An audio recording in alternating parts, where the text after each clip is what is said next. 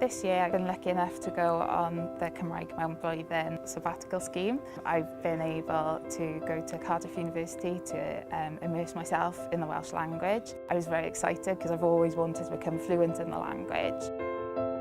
I was able to follow a scheme of work from Central South Consortium to teach from right down from nursery all the way to year 6, although I could see words were changing, but I wasn't sure, so I was able to teach it but not fully understand all the grammar rules or be able to extend beyond the scheme of works.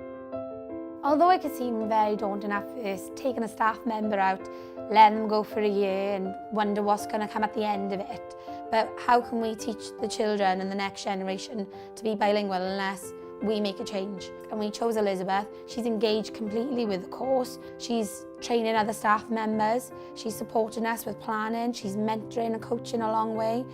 It's phenomenal. I would definitely recommend and look to doing that again with another colleague.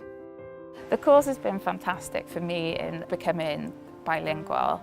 I am so much more confident now speaking Welsh, but also in English as well. I think the course has been good in developing my confidence to speak in front of adults and to put myself in new situations, especially when you go into a Welsh school and is fully immersed in the Welsh language.